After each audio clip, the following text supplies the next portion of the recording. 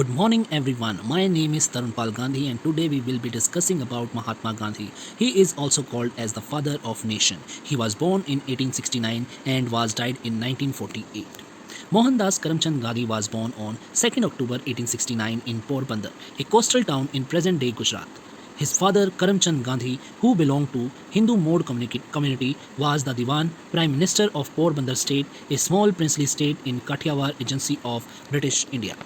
Social position. Gandhi was born into the second highest caste in Hindu society, the ruler warrior caste.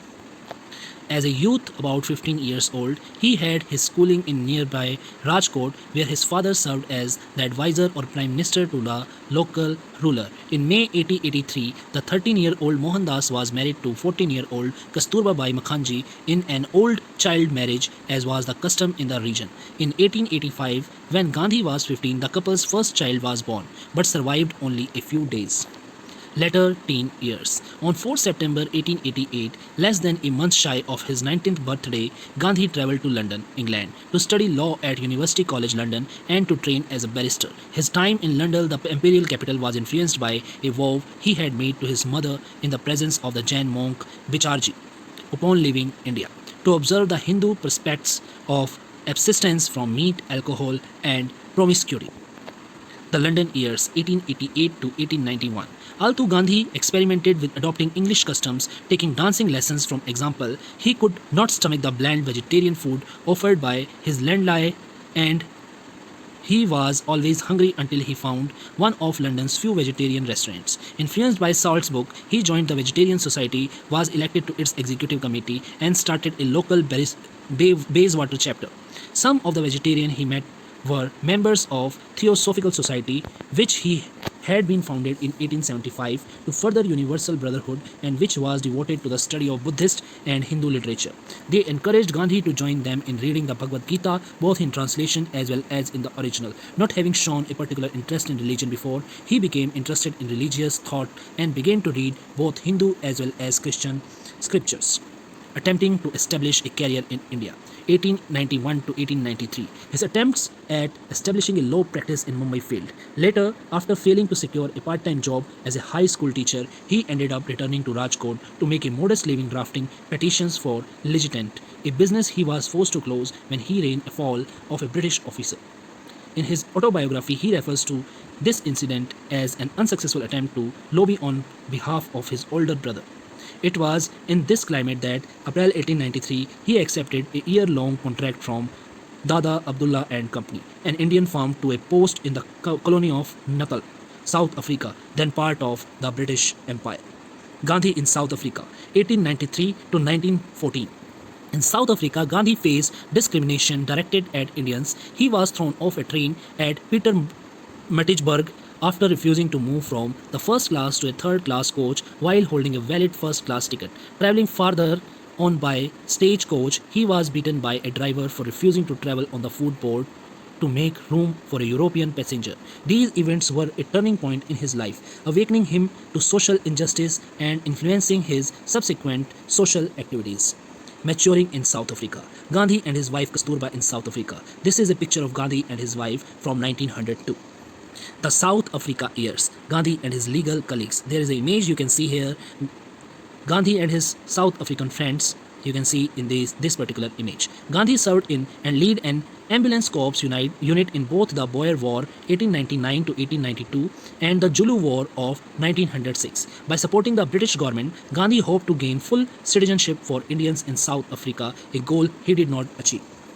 Struggle for Indian independence 1915 to 1945. Returning to India in 1915. In 1915, Gandhi returned from South Africa to live in India. He spoke at the conventions of the Indian National Congress, but was primarily introduced to Indian issues, politics, and the Indian people by Gopal Krishna Gokhale, a respected leader of Congress party at that time. Gandhi takes a leadership role. Gandhi preaching a group of people. You can see in this particular image. Gandhi in a train interacting with his followers. You can see this particular image.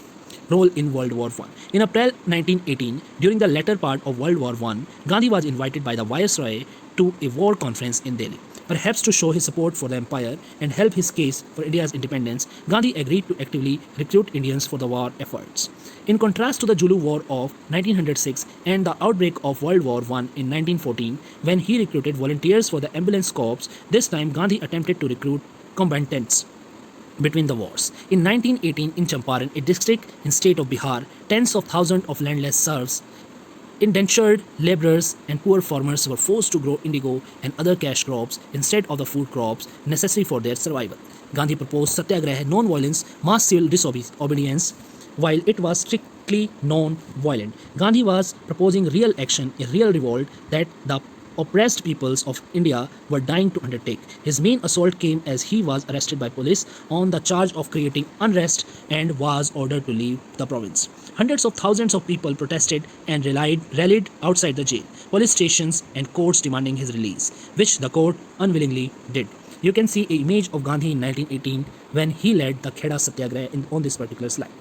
Gandhi's tactics. Gandhi employed non-cooperation, non-violence, and peaceful resistance as his weapons in the struggle against British. In Punjab, the Jallianwala Bagh massacre of civilians by British troops, also known as the Amritsar massacre, caused deep trauma to the nation, leading to increased public anger and acts of violence. Gandhi criticized both the actions of the British Raj and the relatorily violence of Indians. When he was arrested, he continued his non-violent protest through hunger strikes. As you can see in this particular image, on first image Gandhi on the Salt March and in the second image Gandhi on Dandi March. Gandhi is called to London for talks. Gandhi became internationally known, so the British government could not afford to have him harmed or have him die while under arrest. This included dying from a self-imposed hunger strike too. He became a respected world figure without ever doing anything violent. The British could not ignore him. They had to talk with him. As you can see in this particular image at the Prime Minister's home on Downing Street, London, UK, Gandhiji is there. Imprisonment. Gandhiji was arrested on 10th March 1922, tried for sedition and sentenced to 6 years imprisonment. He began his sentence on 18th March 1922. He was released in February 1924 for an appendicitis operation, having served only 2 years. Without Gandhi's uniting personality, the Indian National Congress began to splinter during his years in prison, splitting into two factions. Furthermore, cooperation among Hindus and Muslims, which had been strong at the height of the non-violence campaign, was breaking down. Gandhi attempted to bridge these differences through many means, including a 3-week fast in the autumn of 1924, but with limited success. World War II interrupted the independence process. After long deliberation, Gandhi declared that India could not be party to a war ostensibly being taught for democratic freedom, while that freedom was denied to India itself. As the war progressed, Gandhi intensified his demand for independence, drafting a resolution calling for the British to quit India. This was Gandhi's and the Congress Party's most definitive revolt aimed at securing the British exit from India. As you can see in this picture, Jawaharlal Nehru sitting next to Gandhi at the AICC General Session 1942. Gandhi and Jawaharlal Nehru worked to prepare for independence. As you can see, there are two images. In first image, Gandhi and Nehru in a happy mood. In second image, Gandhiji and Nehruji on serious discussions for attaining independence to India. In this particular slide, you can see two more images of Gandhiji. In first image, Gandhiji with Jinnah, leader of the Muslim faction in 1944, and in second image, Gandhiji addressing a huge gathering. Gandhiji led a very simple life. As you can see in these images, in first image, Gandhi spinning thread. In second image, Gandhi reading a newspaper, and in third image, Mahatma Gandhi room at Sabarmati Ashram. Much older but still together. In this particular image, you can see Gandhiji and his wife Kasturba Bai. Independence. When the moment of freedom came on 15th August 1947, Gandhi was nowhere to be seen in the capital. Though Nehru and the entire Constituent Assembly were to salute him as the architect of Indian independence, as the father of the nation, partitioning India into India and Pakistan. Hindu and Sikh refugees had streamed into the capital from what had become Pakistan, and there was much resentment which easily translated into violence against Muslims.